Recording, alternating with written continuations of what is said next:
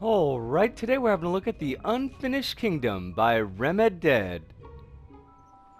Alright, so here we are in The Unfinished Kingdom by Remeddead, and already I'm really liking the look of it. It's very distinct. It's something that we haven't really seen before. It does, well, the king who built the spider kingdom got old and left, I suppose, the helper, been here height. Okay, I mean, I really would like to read that backstory, but I don't feel that we have the time for it right now. I should put up a warning just to start things off that this is an LBP2 level. That means that it is certainly possible that it may be broken in LBP3. And I don't have a way to check that, so we'll just keep our fingers crossed. Oh, that is really cool. I kind of had the feeling that maybe it would work out like that, but I wasn't entirely sure. But where do you want me to go? Perhaps... But if I go over to these blocks... like so. They're not actually blocks. Curiouser and curiouser, because I can see score bubbles up there. And that would indicate to me that... Well, what do you want me to do? I mean, I don't assume that it's broken yet. I just assume that I don't know what the heck I'm doing. And that perhaps the level is not... really showing me what I'm supposed to be doing? Well, there is another place over there that we can grab, and we've already gone through half our time. That's not so great. Hello? Did that do something? Things are moving, and something's turned on. Yatta. Okie dokie. Maybe that's good? It's taken its sweet time to do what it needs to be doing, which is a bit of a problem, because we've only got a minute 15 left, but that is cool. This is really cool looking, and I am very much liking it so far. I wish that it had been a little bit more clear. Oh, crumbs. I'm wasting time. Here we are on the dock of the bay, wasting time. Oh, you bugger. I do wish it had been a little bit more clear early on, but that is kind of my fault because I passed right underneath that sack that we could grab. Oh... I feel bad because we're probably not going to be able to show too much more than what we've already shown, seeing as we're already at 34 seconds to go. Hi. Oh, you dogs. Oh, that's a pretty wide jump. Not an impossible one, but considering the amount of time that it takes to get back up and down, I think it might be a little bit more than necessary. Thankfully, we did land here. Time is not on our side.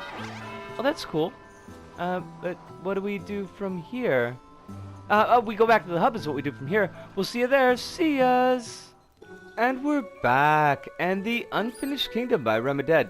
I would say that it's a good green circle level. It may be a bit of a softer green circle for some, but it hit a lot of buttons for me as far as level design and presentation that I really, really enjoy.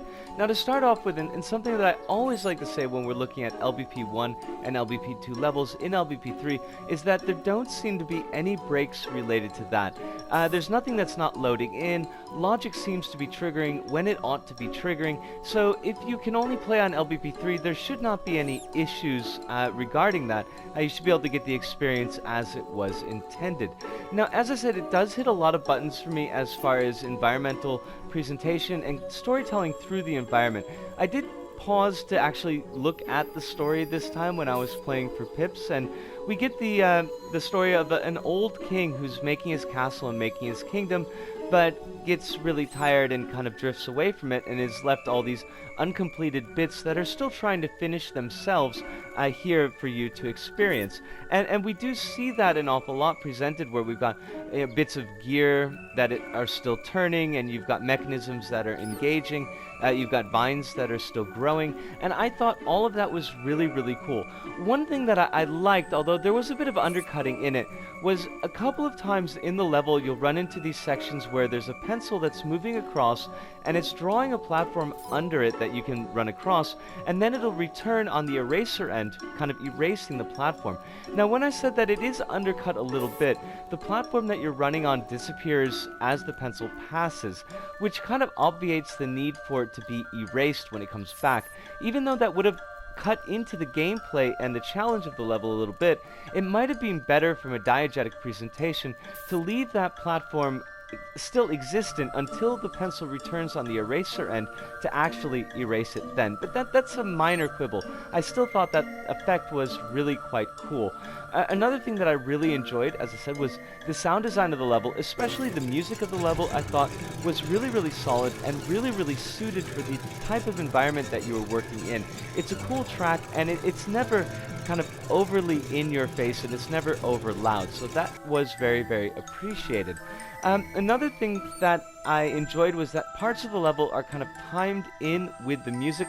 The block puzzle that we see, for example, here on the TV screen, and when the clock actually chimes, all those blocks rush back into the wall, and I thought that was a really neat effect to kind of have things cued to sound design or cued to music design. I really appreciated that. Now, as I said, there are some soft points in the level. Nothing really too serious, but it may detract a little bit from your enjoyment of what's going on here. And one of them is that a couple of jumps in the level, one in the clock puzzle that we see here, the moving block puzzle that we see here, and one that we saw in the video section, the jumps are spaced just a little bit too far apart, where it's really easy to miss them.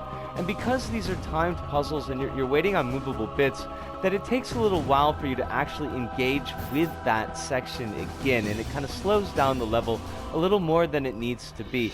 Another issue that I found was because you're running oftentimes on these dotted lines, it's really difficult to see what layer that you're supposed to be in, or even if you are allowed to move back and forth in layers. And every now and then I found myself running up against bits because the level expected me to move forward in the layer around them, but from my image, the way I was interacting with the level, I didn't actually think that there was another layer there for me to move into. So that was a little bit weird.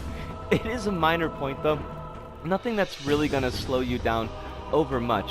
One thing that kind of stood out in the level for me, and I was trying to wrap my head around it, I think there's a bit of a glitch going on here, or that the level was made with a layering glitch, because there are a few sections where you can see it looks like stairs that are moving up into the background, and you can't actually get onto those stairs. They're purely decorative, but they're in layers that should not be available to an LBP2 level, and this is definitely an LBP2 level. So it's an interesting kind of usage of a glitch, and it's something that I don't really see all that often, especially because in LBP3 we don't really need it because we've got the 16 layers that we can be working with. So that was kind of cool, and that kind of stood out to me. All in all, I found this to be a very enjoyable level. As I said, I loved the way that the level was presented.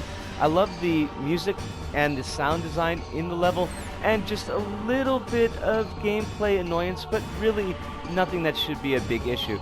By all means, check this one out. It's been up for a while, and if you include the LBP2 plays, it's got about 7,793, about exactly 7,793 plays.